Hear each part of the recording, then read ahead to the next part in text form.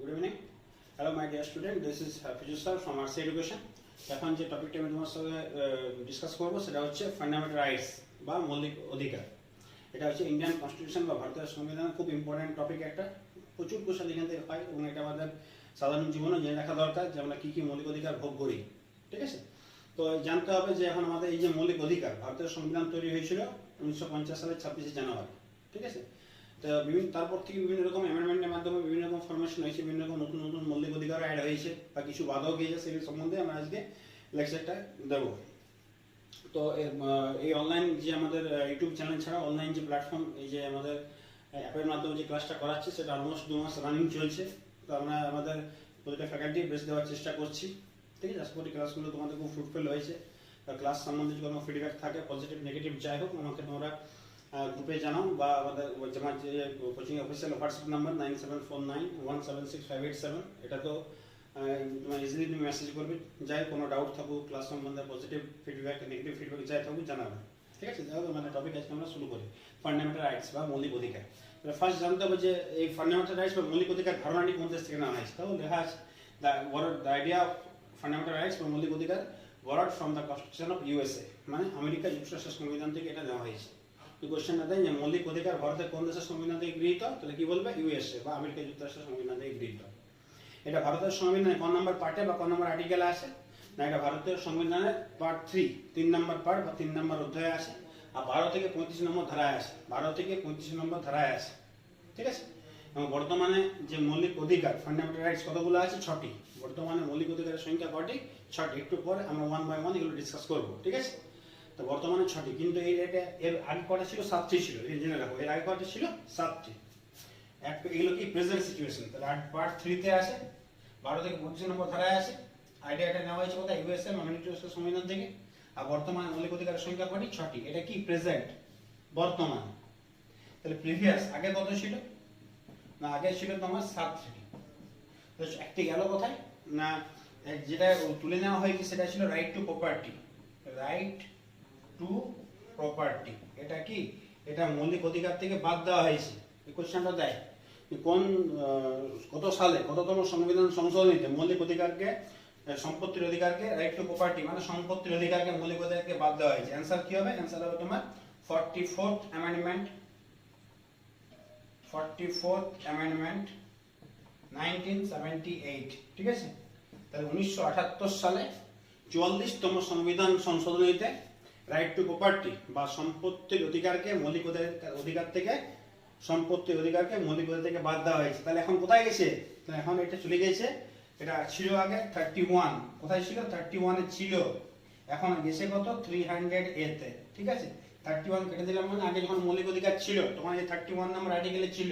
এখন কোথায় গেছে? 300A। তাহলে এখন যদি মৌলিক অধিকার নেই তাহলে এটা এখন কি অধিকার না, এটা হচ্ছে এখন লিগ্যাল রাইটস। লিগ্যাল রাইটস বা বাংলায় বলা আইনগত অধিকার। লিগ্যাল রাইটস বা আইনগত অধিকার, এটা বুঝে নাও। তাহলে পূর্বে ছিল 7টি মৌলিক অধিকার ছিল, এখন কটি আছে? 6টি। তাহলে 1978 সালে 44তম সংবিধান সংশোধনীতে সম্পত্তির অধিকারকে মৌলিক অধিকার থেকে বাদ দেওয়া হয়েছে। বর্তমানে এটা একটা কি? আইনগত অধিকার বা লিগ্যাল রাইটস। আইন যাকে বলবে সেই পাবে। ঠিক আছে, এবং আগে ছিল এটা 31 নম্বর আর্টিকেলে, এখন বর্তমানে চলে গেছে 300A নম্বর আর্টিকেলে। ঠিক আছে, এবার 1 বাই 1 আমরা আমাদের যে ফান্ডামেন্টাল রাইটস গুলো আছে সেগুলো আমি ডিসকাস করছি অ্যাকর্ডিং টু আর্টিকেল। ঠিক আছে, দেখে নাও। তাহলে আমি কি বললাম? 12 থেকে 35, কত থেকে কত নম্বর আর্টিকেল আছে? 12 থেকে 35। 1 বাই 1 আর্টিকেল গুলো আমি ডিসকাস করছি। ঠিক আছে, ডিসকাস করার আগে আমাদের কি বললাম একটু আগে? 6টি, মানে ফান্ডামেন্টাল রাইটস কতগুলো আছে? ফান্ডামেন্টাল রাইটস আছে 6টি। ঠিক আছে, কত থেকে? 12 থেকে, আর্টিকেল নাম্বার 12 টু 35, 12 থেকে 35। আর্টিকেল 12 এ কি আছে না, ডেফিনেশন অফ ফান্ডামেন্টাল রাইটস। দেখে নাও, ডেফিনেশন অফ ফান্ডামেন্টাল রাইটস মানে মৌলিক অধিকারের সংজ্ঞা। ডেফিনেশন অফ ফান্ডামেন্টাল রাইটস, এই যে বললাম 6টি মৌলিক অধিকার আছে। 6টি মৌলিক অধিকার কি কি আছে দেখে নাও না। এক নম্বর আছে right to equality. Right to equality Bangla এটাকে বলে সমানাধিকার।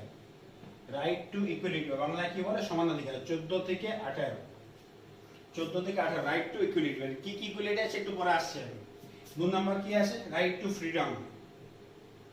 রাইট টু ফ্রিডম মানে স্বাধীনতার অধিকার।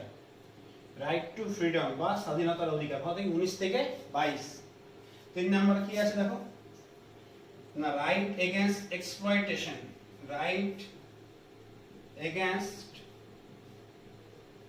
এক্সপ্লয়টেশন, এটা 23 থেকে 24। Right to freedom of religion, right to freedom of religion, Bangla এটাকে বলে ধর্মীয় স্বাধীনতার অধিকার, 25 থেকে 28, 25 থেকে 28। নেক্সট 5 নাম্বার হচ্ছে educational and cultural rights, educational and cultural rights, 29 থেকে 30। আর 6 নাম্বার হচ্ছে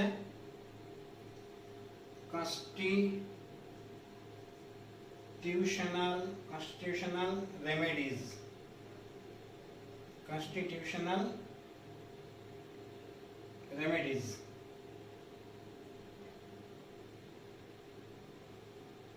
ঠিক আছে, এটা হচ্ছে তোমার আর্টিকেল 32 টু 35। দেখে নাও তাহলে কি বললাম, বর্তমানে মৌলিক অধিকারের সংখ্যা কয়টি? 6টি ছিল, আগে 7টি ছিল, এখন বর্তমানে 6টি আছে। কত? 12 থেকে 25 নম্বর ধারায় আছে। 12 নম্বর আর্টিকেলে কি আছে? ডেফিনেশন অফ ফান্ডামেন্টাল রাইটস, মৌলিক অধিকারের সংখ্যা। এটা কিন্তু মৌলিক অধিকারের মধ্যে আসছে না, 6টার মধ্যে। 6টা মৌলিক অধিকার কি কি আছে খুব ভালো করে দেখে নাও অ্যাকর্ডিং টু আর্টিকেল। এবার এই ডিটেইলসে আমরা আবার যাব, 14 তে কি আছে, 15 তে কি আছে, 16 তে কি আছে, ঠিক আছে, যেগুলো ইম্পর্টেন্ট।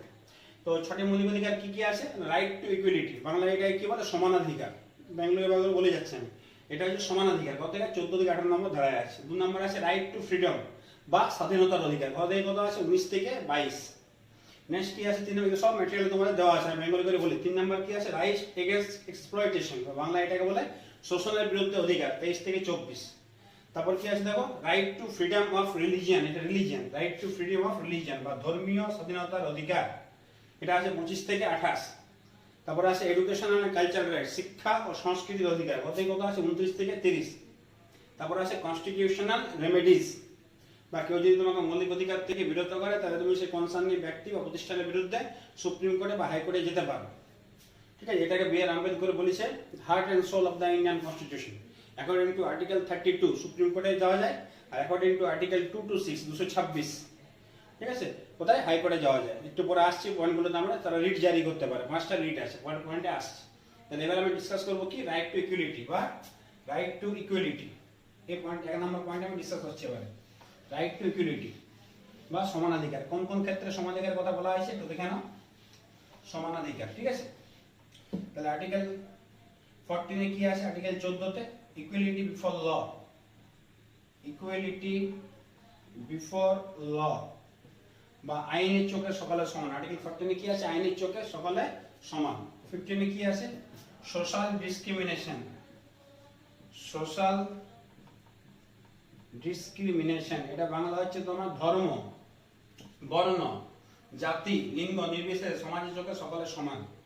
ধর্ম, বর্ণ, জাতি, লিঙ্গ নির্বিশেষে সমাজের চোখে সকলে সমান, social discrimination. 16 number equality in government job, equality in government job, সরকারি চাকরিতে সকলের সমান অধিকার, আর্টিকেল 16। তারপর যেটা আছে সেটা হচ্ছে তোমার আর্টিকেল 17, খুব important, abolition of untouchability, abolition of untouchability, অস্পৃশ্যতা বর্জন, অ্যাবলিশন অফ আনটাচেবিলিটি, অস্পৃশ্যতা বর্জন। 18 নম্বর অ্যাবলিশন অফ টাইটেল, উপাধি বর্জন, অ্যাবলিশন অফ টাইটেল বা উপাধি বর্জন। দেখে নাও তাহলে আমি কি 1 নম্বর একটা মৌলিক অধিকার কি ছিল? রাইট টু ইকুয়ালিটি বা সমানাধিকার। কোন নম্বরে কোন আর্টিকেল ছিল? 14 থেকে 18। এই 14 থেকে 18 কি আছে এই ডিটেইলস আমরা পড়ছি। 14 তে কি আছে না ইকুয়ালিটি বিফোর ল বা আইনের চোখে সকলের সমান। 15 তে কি আছে? সোশ্যাল ডিসক্রিমিনেশন বা ধর্ম, বর্ণ, জাতি, লিঙ্গ নির্বিশেষে সমাজের চোখে সকলের সমান। Next article 16 equality in government job, সরকারি চাকরিতে সকলের সমান অধিকার।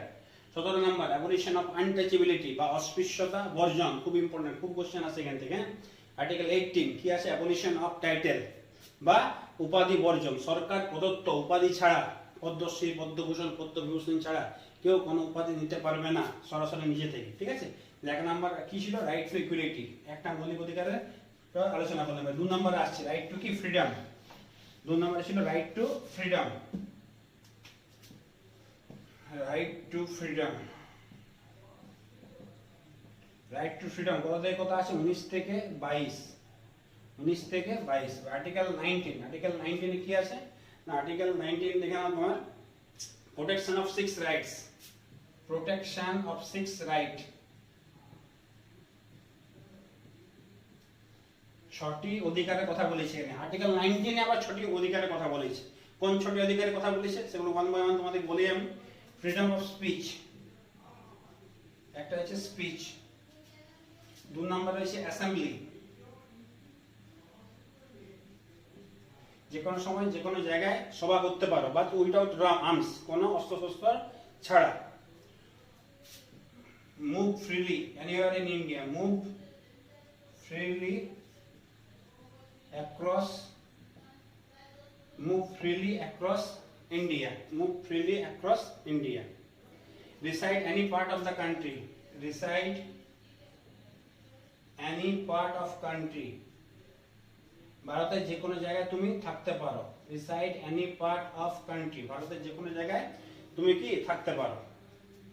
any profession or occupation, any যে কোনো কাজ তুমি করতে পারো বা ইউনিয়ন টেরিটরির মধ্যে। any profession or occupation, to form association, to form যে কোনো সভা, যে কোনো তোমার অ্যাসোসিয়েশন বা কোনো তোমার বাংলায় যেটাকে বলে এটা অ্যাসেম্বলি ছিল, কোনো সভা করতে পারো, ঠিক আছে। এখানে কোনো যে কোনো সংস্থা তৈরি করতে পারো, ঠিক আছে, যারা পিসফুল অ্যাক্টিভিটিতে যুক্ত আছে। তাহলে আবার বলে দিই, শুধু আর্টিকেল 19 কি আছে প্রোটেকশন অফ 6 রাইট, 6টি অধিকারের কথা বলা হয়েছে। কোন 6টি অধিকার না যে কোনো সময় যে কোনো স্পিচ দিতে পারো, অবভিয়াসলি সেটা যেমন মানে মানে জনগণকে উস্কানিমূলক যেমন না হয়, যে কোনো সময় যে কোনো জায়গায় স্পিচ দিতে পারো, যে কোনো সময় ভারতের যে কোনো জায়গায় ফ্রিলি ঘুরতে পারো, তুমি যে কোনো জায়গায় ভারতের থাকতে পারো, তুমি যে কোনো জায়গায় ভারতের গিয়ে পরে ব্যবসা বাণিজ্য থেকে শুরু করে চাকরি করতে পারো, তুমি যে কোনো অ্যাসেম্বলি বা শান্তিভাবে যে কোনো সভা করতে পারো উইদাউট আর্মস, পরিষ্কার কথা বলা অস্ত্র ছাড়া যে কোনো সভা করতে পারো, তুমি যে কোনো অ্যাসোসিয়েশন বা বিভিন্ন যে অর্গানাইজেশনগুলো হয় সেগুলো তুমি তৈরি করতে পারো। তো এই 6টা অধিকারের কথা বলা হয়েছে কোথায় না আর্টিকেল 19 এ, আর্টিকেল 19 বা 19। আর্টিকেল 20 প্রোটেকশন এগেইনস্ট ডাবল জিওপার্ডি, তো সবগুলো এখানে কি প্রোটেকশনের কথা বলা হয়েছে। প্রোটেকশন এগেইনস্ট ডাবল জিওপার্ডি, আর্টিকেল 20 কি আছে প্রোটেকশন এগেইনস্ট ডাবল জিওপার্ডি। তারপরে বলেছি 21 এ কি আছে protection of life and personal liberty, article 21 এ। প্রোটেকশন অফ 20 কি আছে না protection of against double jeopardy, এই কথাটা মনে রাখবে, ডাবল জিওপার্ডি। আর্টিকেল 21 এ কি আছে পার্সোনাল লিবার্টি, পার্সোনাল লিবার্টি। এটা খুব ইম্পর্টেন্ট। 21 এ নতুন আর্টিকেল অ্যাড হয়েছে right two education, right two education 2002 সালে শিক্ষার অধিকারকে মৌলিক অধিকারে যুক্ত করা হয়। 86th অ্যামেন্ডমেন্ট, এটা মনে রাখবে, 86th অ্যামেন্ডমেন্টে শিক্ষার অধিকারকে মৌলিক অধিকারে যুক্ত করা হয়। Then article 22 protection against arrest and detention, protection against arrest and detention, protection against arrest and detention, protection against arrest and detention, এই কথাগুলো বলা আছে, ঠিক আছে। তাহলে 19 এ কি ছিল 6টা রাইটস এর কথা বলা হয়েছে। 20 তে কি আছে ডাবল জিওপার্ডি, 21 এ কি আছে personal liberty, protection of personal liberty, 21 এতে কি আছে রাইট টু এডুকেশন শিক্ষার অধিকার, 22 এ কি আছে protection against arrest and detention. তো সাডেন তোমার যে অ্যারেস্ট করতে আসে তাহলে তোমার মৌলিক অধিকার সে কি লঙ্ঘন করবে। এবারে দেখো আর্টিকেল 2 নম্বর আর্টিকেল হয়ে মৌলিক অধিকার হয়ে গেল রাইট টু ফ্রিডম বা স্বাধীনতার অধিকার। এবারে আসছি আমরা 3 নম্বরে, কি আছে 3 নম্বরে আছে তোমার right against exploitation, right against exploitation বা শোষণের বিরুদ্ধে অধিকার, রাইট এগেইনস্ট এক্সপ্লয়টেশন বা শোষণের বিরুদ্ধে অধিকার। দেখেন 3 নম্বর রাইট এগেইনস্ট এক্সপ্লয়টেশন 23 থেকে 24। এবারে আর্টিকেল 23 এ কি আছে? না আর্টিকেল 23 এ আছে প্রহিবিশন অফ হিউম্যান ট্রাফিকিং বা শিশু ও নারী পাচার রোধ। যে বিভিন্ন পাচার বিভিন্ন লোককে বিভিন্ন কারণে পাচার করে দেয়, পাচার রোধের কথা বলা হয়েছে, ঠিক আছে? প্রহিবিশন ট্রাফিক আর হিউম্যান ট্রাফিকিং, হ্যাঁ, আর শিশু ও নারী পাচার রোধ, ঠিক আছে? এবার এই সংক্রান্ত কিছু আইন এখানে তোমার তৈরি করেছে, যেগুলো আমরা ইন ডিটেলসে যাওয়ার দরকারে তোমার আমাদের যে ম্যাটেরিয়াল সেখানে দেওয়া আছে। একটু এই 23 নম্বর আর্টিকেল রিলেটেড যে আইনগুলো আছে সেগুলো কথা বলা হয়েছে, যেমন control labour act 1970, minimum wedge act 1948, ঠিক আছে? Suppression of traffic in human and girl act 1958, এই আইনগুলো রিলেটেড আছে এই আইন সংক্রান্ত। আর্টিকেল 24 এ কি আছে? অ্যাবলিশন অফ চাইল্ড লেবার, শিশু শ্রম রোধ, অ্যাবলিশন অফ চাইল্ড লেবার বা prohibition of child labour,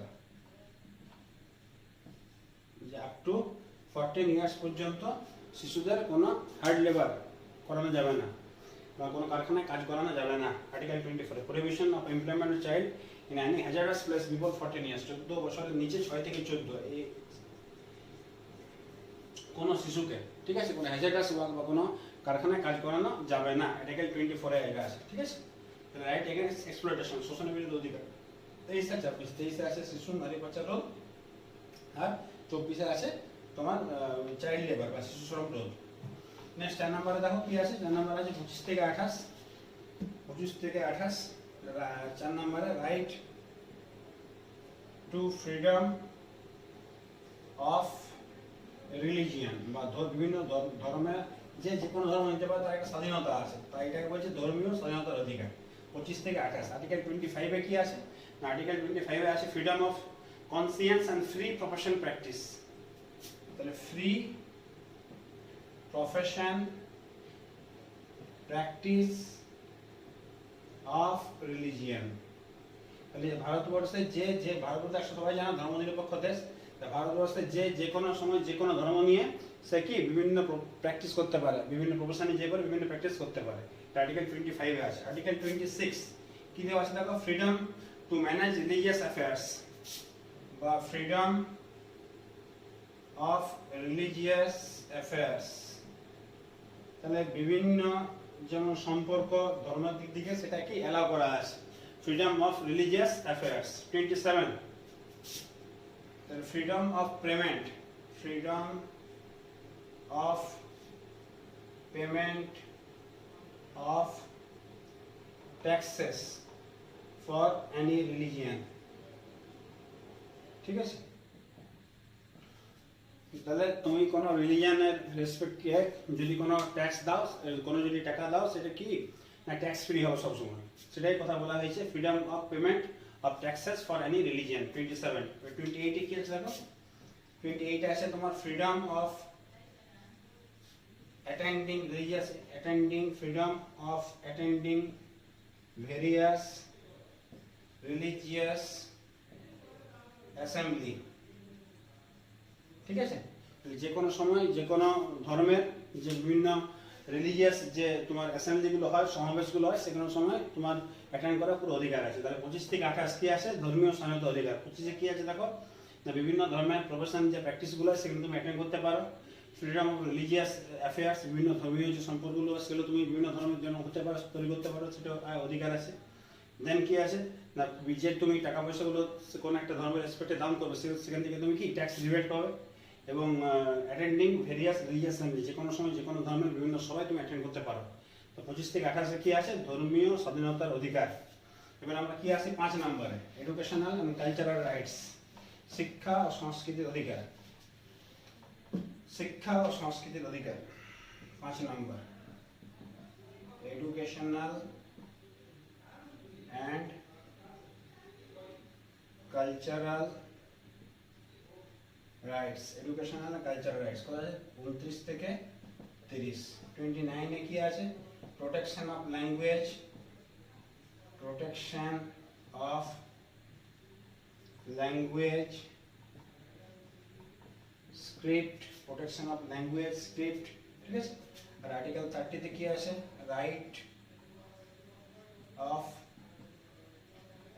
right of minorities to establish and administer educational institution of their own choice.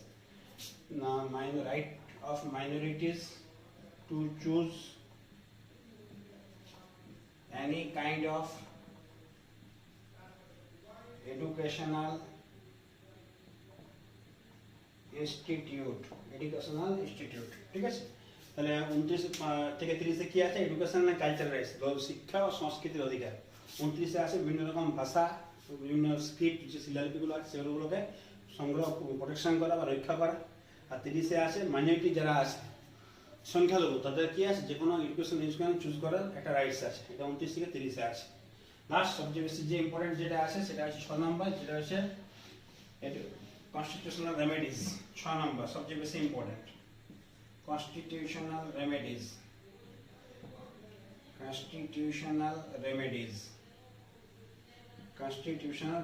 article 32 থেকে 35 এ আছে ঠিক আছে এটা বিআর আম্বেদকর কি বলেছে heart and soul of the যদি soul of the Indian constitution বলে তাহলে ঠাকুরদাস ভার্গব বলেছিল প্রিএমবেল কে খুব কনফিউজ হয়ে জায়গাটা heart and soul of the constitution কাকে বলেছিল প্রিএমবেল কে ঠাকুরদাস ভার্গব কিন্তু যদি বলে soul of the Indian constitution বলেছিল কাকে না প্রিএমবেল কে ঠাকুরদাস ভার্গব কিন্তু heart and soul of the constitution যদি বলে তাহলে কনস্টিটিউশনাল রেমেডিজ কে বলেছিল বিআর আম্বেদকর ঠিক আছে এখানটা দিয়ে কনফিউশন না হয় ঠিক আছে right to move the supreme court for environment fundamental rights এখানে সুপ্রিম কোর্ট যদি কোনো কনসার্নি ব্যক্তি বা কোনো প্রতিষ্ঠান যদি কাউকে মৌলিক অধিকার থেকে পূর্ণ করতে বাধ্য করে তাহলে সে সুপ্রিম কোর্টে যেতে পারবে supreme court according to article 32 আর high court according to article 2 to 6 কনসার্নি ব্যক্তির বিরুদ্ধে ব্যবস্থা গ্রহণ করতে পারে এবং সে কি সুপ্রিম কোর্ট হাইকোর্ট কি জারি করতে পারে রিট জারি করতে পারে কি জারি করতে রিট কে বাংলায় কি বলে লেক এই রিট বা লেক কয়টি আছে 5টি আছে 5টি কি আছে দেখে নাও এক নাম্বার আছে হেভিয়াস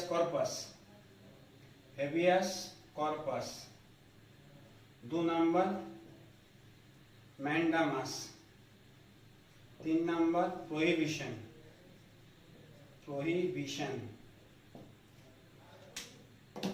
4 नंबर ले कोरेंटो 5 नंबर सर्टियोरारी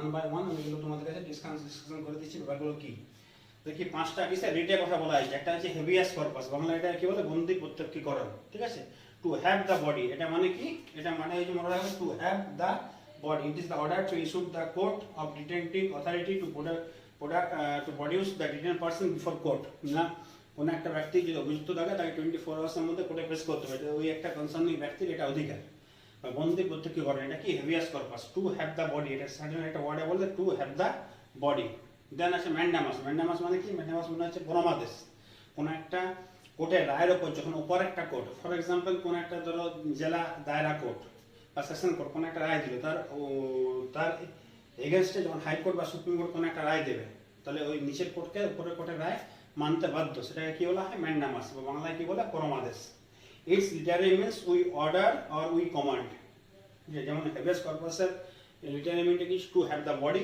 সেরকম ম্যান্ডামাসের কি ছিল we order and we command আমরা আদেশ করব এবং তোমাকে সেটা মানতে হবে prohibition literally means to prohibit it is issued by higher court to lower court to tribunal forbidding its form ঠিক আছে তো তারপর দেখে নাও লে কোরেন্টো বা কোরেন্টো বলা হয় এটাকে লে কোরেন্টো বা কোরেন্টো তো সেটা হচ্ছে literally means by what authority or warrant it is issued by the court to inquire into the legality of the claim a person to a public office ঠিক আছে পাবলিক অফিসে কোন একটা ইনকোয়ারির জন্য এটা করা হয় কোরেন্টো আর সার্টিওরারি এটা মানে হচ্ছে to be informed or to be certified to issue by the higher court to lower court or tribunal to transfer a case and itself for the proper consideration এটা করা হয় তাহলে 5টা রিট আছে এগুলো মেন্সে এগুলোর উপর ডেফিনেশন কোশ্চেন আছে দেখালাম 5টা রিট আছে কি হেভিয়াস কর্পাস বন্দি প্রত্যক্ষীকরণ ম্যান্ডামাস প্রহিবিশন লে কোরেন্টো বা কোরেন্টো বলা হয় এটাকে সার্টিওরারি এই 5টা রিটের কথা বলা হয়েছে তো এই ছিল ফান্ডামেন্টাল রাইটস সংক্রান্ত আমাদের ডিসকাশন আমি ইনজিস্ট আবার বলে দিই আমি ঠিক আছে আমাদের বর্তমানে 6টি মৌলিক অধিকার আছে এটি ইউএস এর সংবিধান থেকে নেওয়া হয়েছে ভারতের 39 নম্বর ধারায় আছে 6টি মৌলিক অধিকার আছে পূর্বে ছিল 7টি রাইট টু প্রপার্টি আগে মৌলিক অধিকার ছিল এখন নেই এখন এটা লিগ্যাল রাইটস হয়ে গেছে এখন 300 এতে চলে গেছে এবং অবভিয়াসলি যে আমাদের 6টা মৌলিক অধিকার আছে সেগুলো কি না right to equality right to freedom right against exploitation তোমার right to freedom of religion আর দেন হচ্ছে এডুকেশনাল কালচারাল রাইটস আর হচ্ছে রাইট কনস্টিটিউশনাল রেমেডিস। ঠিক আছে, এই 6টি মৌলিক অধিকার আছে, খুব ইম্পর্টেন্ট হবে, প্রচুর কোশ্চেন এখান থেকে ডিসকাশন হয়। আশা করি ক্লাসটা তোমাদের খুব ফ্রুটফুল হবে। কপিতে নোট করে নাও, কোন এর উপরে যদি কোনো কনফিউশন থাকে তাহলে আবার জানাবে, তোমার গ্রুপে জানাও, হোয়াটসঅ্যাপে মেসেজ করো। ওকে, থ্যাংক ইউ, টাটা।